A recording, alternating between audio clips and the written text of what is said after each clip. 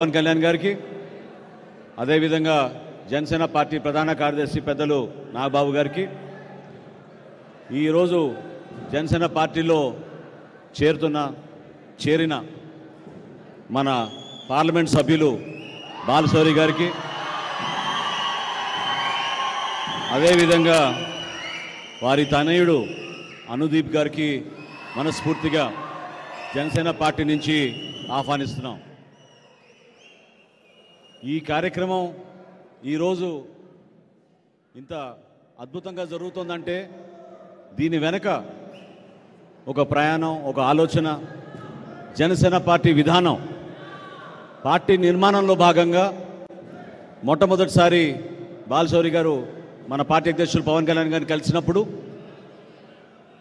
ఏ విధంగా ఒక పార్లమెంట్ సభ్యుడు మన రాష్ట్రానికి ఉపయోగపడాలి, ఏ విధంగా మనం మన ప్రాంతానికి అనేక ప్రాజెక్టులు తీసుకురావాలి, ఏ విధంగా విభజన తర్వాత ఈ రోజుకి కూడా ఆస్తుల పంపకంలో మన రాష్ట్రానికి సరైన రీతిలో సక్రమంగా ఈ కార్యక్రమం జరగడం లేదు, కేంద్ర ప్రభుత్వం నుంచి మనకి రావాల్సిన నిధులు, పార్లమెంట్లో మనం లేవనెత్తాల్సిన అంశాలు ప్రశ్నల రూపంలో కానివ్వండి, డిబేట్స్ రూపంలో కానివ్వండి, రేపటి రోజున కేంద్ర ప్రభుత్వంతో ఒక సఖ్యతతోటి మన రాష్ట్రానికి మేలు జరగాలి, మనం నిధులు తీసుకురావాలి, పెట్టుబడులు తీసుకురావాలి, ఉపాధి కల్పించాలని ఆ రోజు పవన్ కళ్యాణ్ గారు బాలశౌరి గారితో మాట్లాడినప్పుడు ఒకటే మాట చెప్పారు.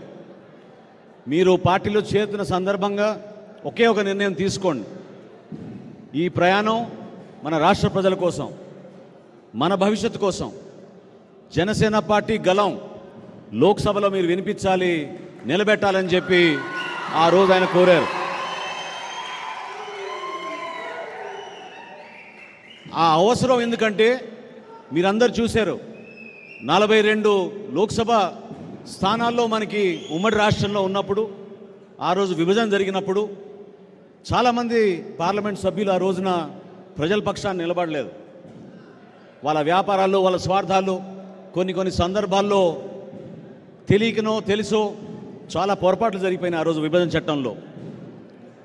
ఆ మార్పులు తీసుకురావాలి, సరిచేయాలి, మన రాష్ట్రానికి మేలు జరగాలి, మనం కూడా అభివృద్ధి చెందాలి, చక్కటి ఎయిర్పోర్ట్లు రావాలి, మనకి పోర్ట్స్ రావాలి, ఇన్ఫ్రాస్ట్రక్చర్ మనకి రావాలి, కేంద్ర ప్రభుత్వం నుంచి నిధులు తీసుకురావాలని ఆ రోజున పవన్ కళ్యాణ్ గారు ఆలోచించిన విధానం ఈరోజు 2 సార్లు లోక్సభకి ఎన్నికైన బాలశౌరి గారు మన పార్టీలో చేరడం నిజంగానే దానికి పునాది వేసినట్టు అవుతుందని నేను భావిస్తున్నాను.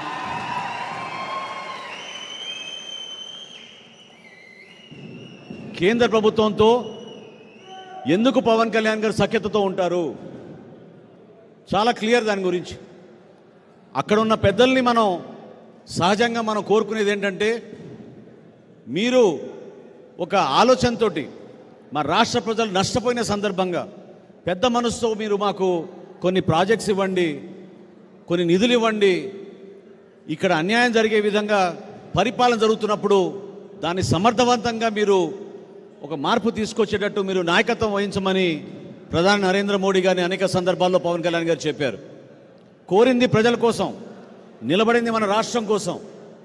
మన హక్కులు ఏవైతే ఉన్నాయో మనం ఒక ఆంధ్రప్రదేశ్ రాష్ట్రంగా ఈ రోజున ఆ హక్కుల మేరకు మన ప్రాంతాన్ని అభివృద్ధి చేసుకోవడానికి బలమైన నాయకత్వం మనకు అవసరం.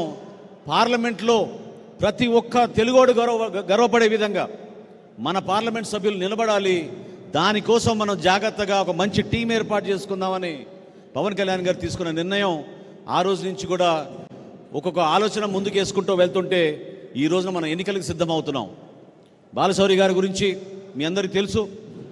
మొట్టమొదటిసారి నేను ఆయన్ని 2003లో కలిశాను.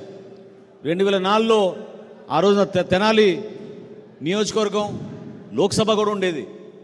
తెనాలి లోక్సభ నుంచి ఎన్నికైన తర్వాత నేను అక్కడ శాసనసభ్యుడిగా ఆ ప్రాంత అభివృద్ధి కోసం కలిసి పనిచేద్దామని మేము కూడా ఒక ప్రణాళిక సిద్ధం చేసుకుని ఒక ప్రయత్నం చేశాం. కొన్ని కారణాల వలన చేయలేకపోయాం.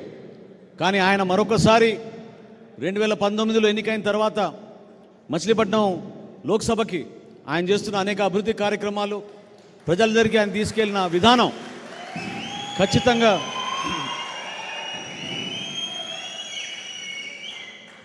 ఖచ్చితంగా ఏ ఆశయ సాధన కోసం పవన్ కళ్యాణ్ గారు ఆలోచించారు